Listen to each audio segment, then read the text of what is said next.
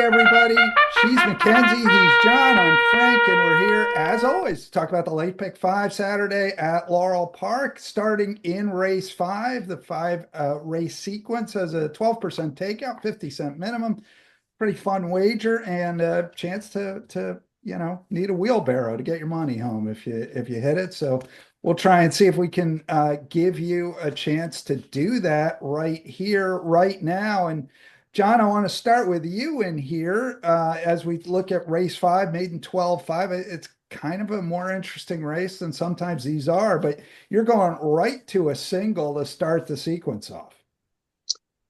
I think this horse is a pretty clear-cut single, and not only is he going to be a single to start the late pick five, he's also a single to end the early pick five, as this is the bridge race between the two sequences. That's the 1A, Aikman's Audible. He dropped to this level for the first time last time out on February 14th, went off as the odds-on choice, and I thought ran pretty well. He battled hard in the stretch, ended up finishing second to a horse named Tough Luck. Aikman's Audible that day ran a prisoner figure of 73. He ran a 71 two starts back. He's the only horse in the field who has run in the 70s twice. And Tough Luck, I think, is a much better horse than anyone he'll have to deal with here. Tough Luck had ascending figures in the 60s going into that last start. No one in here is at that caliber, except possibly Parlay for Destiny, who finished third in that race, but he didn't have much of a kick in the stretch, and that last race was kind of an outlier compared to the rest of his form. I think Aikman's Audible is pretty consistently the fastest horse in the field. He's a good horse. He's not going to pay a lot, but he's a good horse to start off your pick five on a winning note and give yourself more opportunity to spread in more wide open contests. Now, one question, and I'll put it out to both of you. Jamie Ness has a pair in here, the 1A entry. He likely is going to scratch one of them since Jamie Rodriguez named on both. John, if Aikman's Audible comes out, do you just stick with Big Shot Vegas or do you look farther afield? I like Big Shot Vegas's first race. He ran a 59 in that effort. Certainly room to improve off of that race. So I might have to rearrange the ticket a little bit because I do think Parlay for Destiny moves up a little bit if Aikman's Audible is not in the field. But I'm going into race day assuming Aikman's Audible is going to be in the race and plan everything around him, and then I'll cross that bridge if it comes about. All right, Mac, what do you say? It looks like you're going to use a couple in here, the one entry and the six parlay for destiny. I do. Well, and so I'm with you. I think Aikman's Audible does go ahead and stay in here, but I don't mind Big Shot Vegas if we do see him being the one to stay.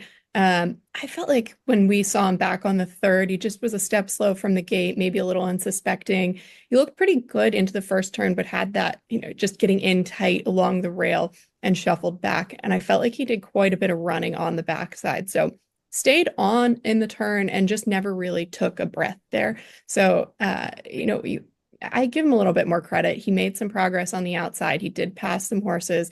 So I think he gets a much better trip if he does stay in here. And, I like the value of having the one in the 1A if that works out. Parlay for Destiny, as you mentioned, John, that's the other one who I just think settled off the pace and inched along really, really nicely last time out. There were a few horses who faded in that group, and I just thought he stayed on better than the rest of them. So second off of a shorter layoff, we get back to the route again. I think it all comes together that he jumps up quite a bit.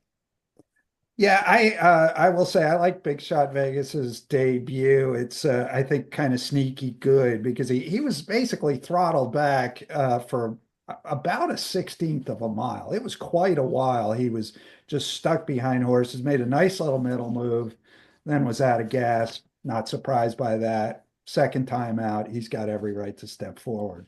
All right, let's head to the sixth race here. This is an A other than for 3-year-old fillies going 5.5 furlongs. I don't think there's a ton to say here because you guys are both spreading out. Mackenzie, you're going to even hit the all button. I do. Yeah. So that's the nice thing about that first leg is I come in here and I already had 4 or 5. I said, why wouldn't I just hit the all button? Because I don't feel so confident in just using the 4 or 5. My top selection is Chrissy N. I have to admit, I worry a little bit cutting back to the 5.5. I think that's one who she may ultimately take very well to a little bit more ground. And, kind of big frame, really like the work that she's done. And it's just a little bit of an interesting group. The one note that I do have, Green-Eyed Monster and It's a Monster Mash, both of those come out of races with a quick turnaround. It's a Monster Mash. This will be the second time off of that little bit of a winter break. Green-Eyed Monster has now had 2 trips in February, coming off of that little bit of a winter break. So I couldn't make sense of how that's going to impact them, whether it'll hit one more than the other. But Green-Eyed Monster is one who has the ability to close, and we saw that going the half a mile at Timonium. So if this one comes into the race and isn't really bothered by this quicker turnaround, might be a little bit dangerous with a speed setup here. All right, John, who is your top selection in here? Top choice, I ended up going 3 deep in here. I picked double arrow number 3 on top of 2 nice races at Aqueduct, also using Chrissy N and the one Pocket Sand, who adds Lasix and has beaten winners. All right, let's head to race 7. This is a starter, easy for me to say, optional claimer going a mile and an eighth, 2 turns here at Laurel. John, we'll start with you. You're using a couple, including the $700,000 earner Yodel Yehu. Yes, I really liked his win last time out. He has a lot of back class and went gate to wire. Could easily see him being put into play once again by Jamie Rodriguez. I also used the 4 Fun Lovin' Criminal, a 4-time winner on this track. Got a nice confidence boosting win from off the pace. First off, a bit of a break last time out at Charlestown. Should enjoy going back to the big track. Mac, you're not using either of those. You're going to go in a different direction with the Liche Vita. They make me nervous, but I had to be able to narrow things down somewhere, and that's with these 2 singles. So Delice Vita is the one who I think, they took a chance getting this one eligible, and it's paid dividends for the new connections here. This is one who comes out of some very good stakes efforts and all the different likes of it. So I think at this level, we're just pretty dangerous. Kind of fun to see Robin Graham only won 3 races all of last year. She's got 2 wins this year already, both with this horse and Forest Boys Up. That horse is cross-entered on Friday as well, and I assume that since entries here came out later, I assume they're going to bail on the Friday race. What do you do if they run Friday and don't run Saturday? I might have to work things out where I go ahead and spread things around a little bit more here. But ultimately, I really like Fun Loving Criminal and El Delary. Yodelie, who always been a fan of, but I love the mile efforts just a little bit more than the mile and an eighth for him.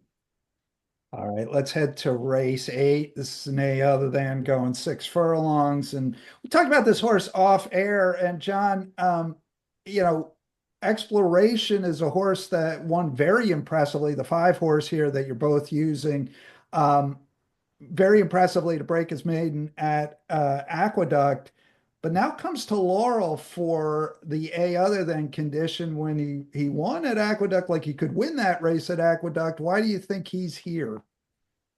We had a conversation about this, as you mentioned, off air, and I dug into the Aqueduct book. There's no first level race like this there until March 16th. So it's not like Brittany could send him up there with Worcester's coming Saturday.